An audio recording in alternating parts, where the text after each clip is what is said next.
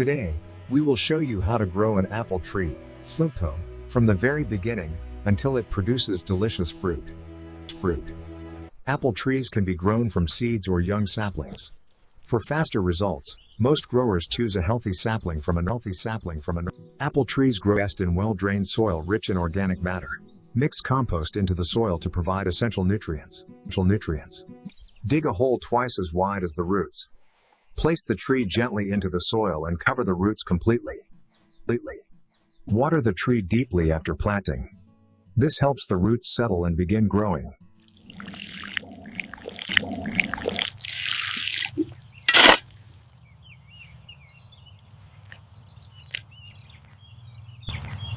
Prune the tree every year to shape it and remove weak branches.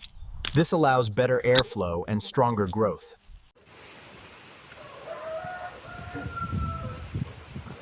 Hello world, this is Lynn Farmstead. Welcome to my channel, and if you're new here, I hope that you consider subscribing and becoming one of us.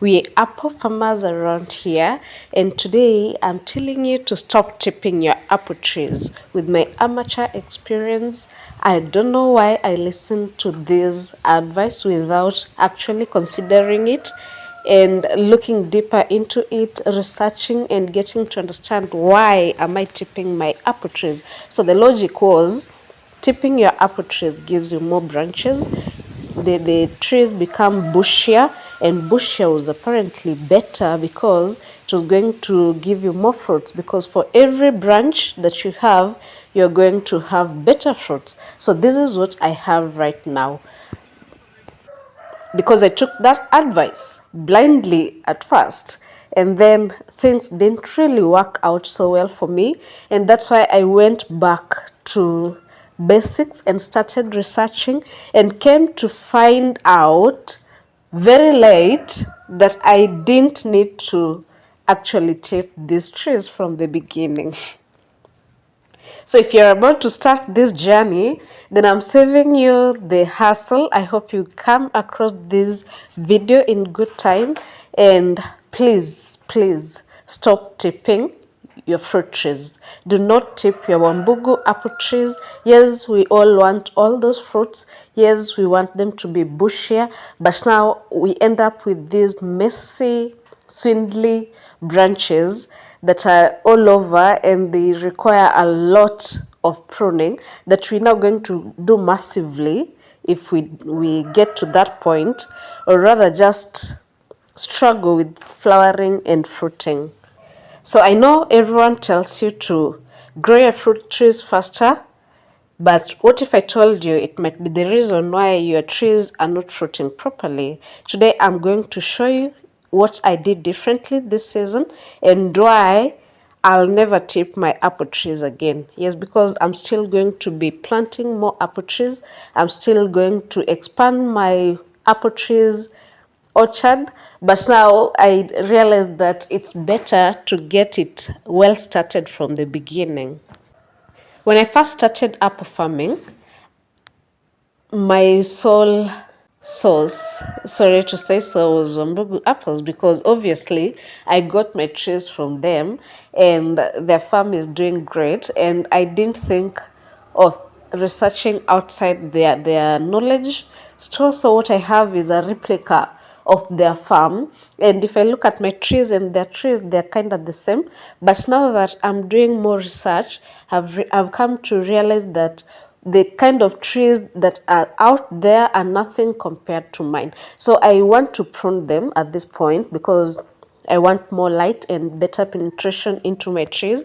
And I go to sites that tell me to look for my central leader, and I have like 10 central leaders. I know if you've tried pruning and you've searched for how to prune your apple trees like me, you might have faced the same issue. If your apple trees are bushy and mine are very long, oh, so very long. I think because I have a really good rainfall around here, and also because I've been manuring and watering as expected, my trees are very long. So I need to prune them. But now I look at them and they're all looking like central leaders. And you're afraid because now if you prune, it's like you're going to get fewer fruits. So I've come to realize that it's better for you to start training these trees from the onset, and to also identify your central leader from the onset, so you can have two major shapes, where you either have an open center, or you have your central leader, and then that's where your tree is, your main branches are growing from. So the thing is, for you to do that, you don't need an old bush of apple trees. You need a young apple tree to start directing it from the onset, so that you save yourself all this drama of now starting to bend and sacrifice branches that you have taken years to nature and take care of. Yeah. So instead of that well-shaped apple tree, the ones that I see on the internet now, I have this messy bush. All leaves, no structure, and for like 2 years now, not much flowers to like be proud of. Tipping made my trees produce too many weak shoots, and managing them became a nightmare.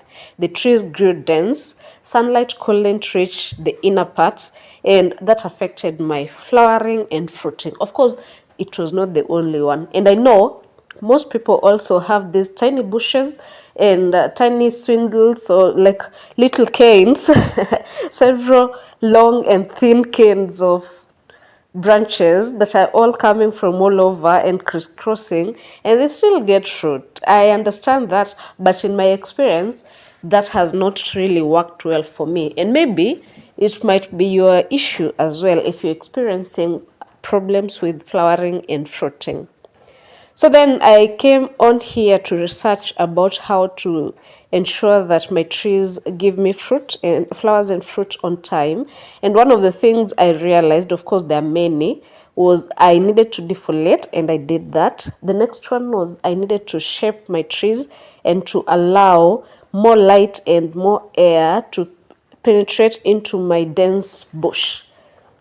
And for me to do that, I needed to train the trees. And now I'm training branches that are really long. And this is the fruiting season. So I didn't want to go all in and butcher these trees by starting to like trim them down entirely. That's when I learned about a simple but powerful technique that I could have used to save me all this hassle notching. And today, so I'm telling you that instead of you tipping your trees, so the idea about tipping your trees is you go pinching like the heart and like the first two leaves of the trees, of the branches as they come up, so that to encourage more branching. And it works, and you get your bush. And of course, the more the branches you have, the more the fruits you have. But the thing is, the ones that are innermost, especially if you do not have enough sunlight passing through and air, the innermost ones are not going to give you a lot of fruit, and they're going to be consuming a lot of your nutrients. And so the productivity of the entire tree is going to be much lower because of your little bush that you have nurtured for years, wasting time while sacrificing productivity. So instead of you going around pinching, because what you do when you tip, you encourage the horizontal branches while you discourage the lateral growth, yeah? But you cannot tell where these branches are going to come in from. So they come from all over. Some are facing inward, some are facing outward, some are perfectly shaped, others are not, some are crisscrossing, others are not. So you're not in control of the shape that your tree takes. But when you notch, it means you can influence the direction of the new branches that you're going to have. So if you have just started your apple farming venture right now, or if you're thinking about getting into the venture anytime from now, just let the trees grow a single central leader for like a few inches, and then not really inches, but when it's well grown, then you can direct by notching new branches the direction that new branches can take. And it's also good to start pruning as early as possible, so you don't spend a lot of manure and fertilizer growing branches that you're going to cut down eventually. And that means the branches that you decide to keep are going to be more steadier and firmer and more able to carry fruit. So what notching does is you go to your central leader, and instead of cutting off the top like we do in tipping, notching means you just make a small wound above a bud to redirect growth hormones. What that does is it's going to encourage the bud just below your little wound to give, it encourages it to grow into a fresh branch. By doing this, I discovered that I could control where new branches form without stressing the tree, and it encourages side branches naturally, which means better structure and more potential fruiting sites, and also less work pruning, because now you only have branches that are going the direction that you need them to. I now train, as I've started, not with the old trees, but with the new ones that I have in the garden. I'm now training and shaping my trees right from the onset. And instead of letting them grow wild, I'll guide each branch gently, bending and tying them at right angles as they go from the onset, so that by the time they're ready to bear flowers and fruits, they're firm enough, they're at the right angle, so that the fruiting hormones can work optimally, and I'm more likely to have better exposure to air, better exposure to the sun, so better aeration, better sunlight penetration, better photosynthesis, and optimal hormonal action, fruiting hormone action, which is essentially going to make my fruiting season better and more productive. The goal is to form a strong open canopy that allows sunlight to penetrate evenly, which will also encourage flowering buds to develop all around the tree instead of just at the tips. I want you to also go and watch some of these videos about the bushes we have. A majority of the fruits, I don't know, this could also be my biased observation, so do your own homework also. But I've observed that yes, we have massive fruiting happening, but a majority of the fruits are happening at the tips of branches, tips of the main branches. At the central, like the interior of the bush, we have little to no fruiting happening, and then within the branch we do not have much fruit happening. So when I opened up my canopy by training my old trees, which I could have trained earlier, but I was late to the game, I've come to observe lots of flowers within the branch. This has not been my experience. The first time I had fruits, there were few and they were just at the tips. The second time, at the beginning of this fruiting season, I had only flowers after I had defoliated, but they were only at the tips, which unfortunately aborted like most of them. But now, when I opened up the canopy, in my experience, I'm seeing a lot of flowers forming within the stem for the first time at the spurs rather than just at the tips. And I've come to realize that Wambugu apples can develop within the stem.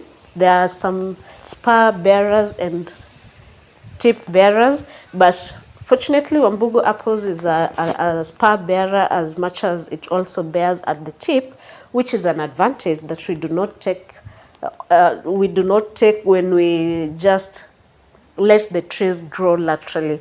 So someone put it in a funny way that when you grow them all facing up and going all the way up, you're just growing trees and not fruit trees.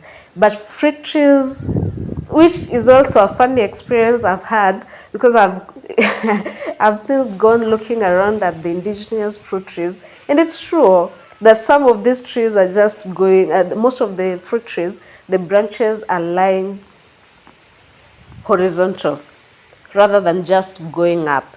And what this does is the hormone like cytokinin and oxide something, I guess, the hormones responsible for fruiting are going to act optimally. Of course, you're not going to take my word for it because you've already been tipping your trees and this is new information. Just go and research for yourself, because the thing is, we also are proud to be growing apples in Kenya and in Africa, but the truth is we've not been growing apple trees for the longest time. And there are people out there that have been growing these commercially for years.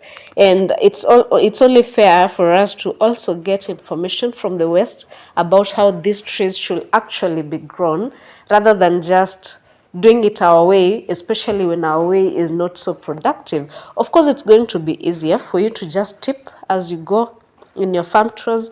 You go tipping and then you let the trees grow wild. But then that's going to be a mess that is going to cost you when you're coming to prune the tree, because now you can't decide which one to prune. It's better to prune your tree when you have it shaped, because then it's easier for you to observe which one is out of line and which one is in line. And then again, this kind of exposure, when you open up the canopy, is going to give you better fruits. And we're all of us, the essence of planting an apple tree is for us to get apple fruits, either for home consumption or for commercial purposes. So of course, the high productivity is something that we are all interested in, sindio? The difference between what I have in my garden and what I see out there speaks for itself. And also the difference between the trees that I trained, albeit late, which I also acknowledge that after the fruiting season, I'm going back in to really train them better. The difference between these ones that I left standing and the ones that I trained is clear. Because I've done this on camera all the time, you can also bear me witness. My tipped trees are bushy and hard to manage, while the ones that I tried to open up the canopy are easier and healthier to manage overall.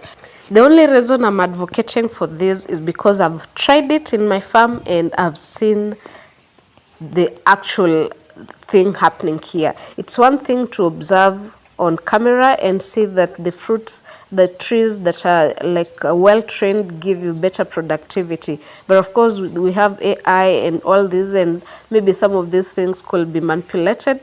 So the best experience is the experience I've had in my farm, where I opened up these canopies, and the ones that I did not open but rather just let them grow all the way, the difference is huge. It's so clear as day.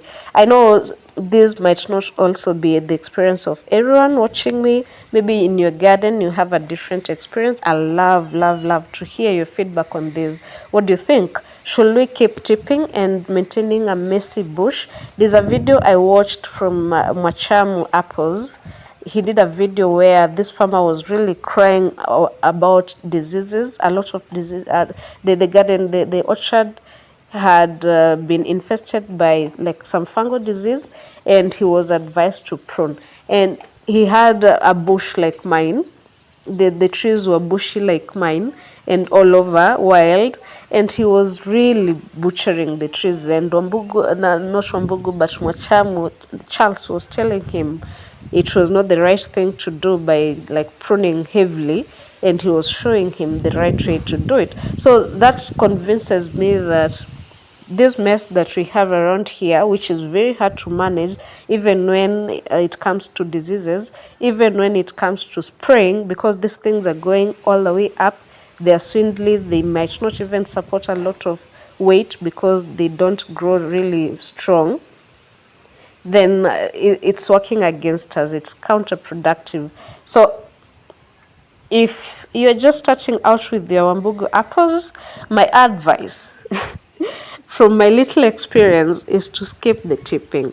At least go research for yourself about how to train the trees, and don't just go for a bush that is not going to serve you. Start shaping early, notch selectively, and train your branches to grow where you want them to grow, not where they want to go. and you'll save yourself years of frustration. It's going to be easier for you to manage the tree, to spread the tree, to get better productivity, and even to eliminate diseases, because now the canopy is wide open and there's not much bush for the pests to hide in. If you found this video helpful, please give it a thumbs up and subscribe for more Wambugu apple farming tips straight from my orchard, which I'm also learning on the way.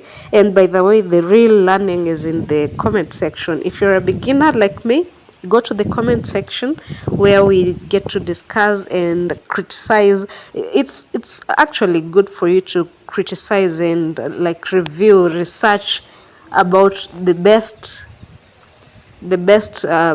care for your Wambugu apples, or even any type of whatever type of apple tree that you're growing in your farm.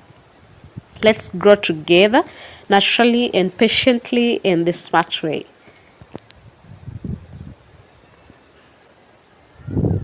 See you in the next one. Apples. Tiny apples form and slowly grow bigger. Continue watering and protect the tree from pests. Apples are ready to harvest when they are full-colored and firm. Gently twist and pick them from the tree. Growing an apple tree takes time and care, but the reward is fresh, delicious fruit straight from your own garden.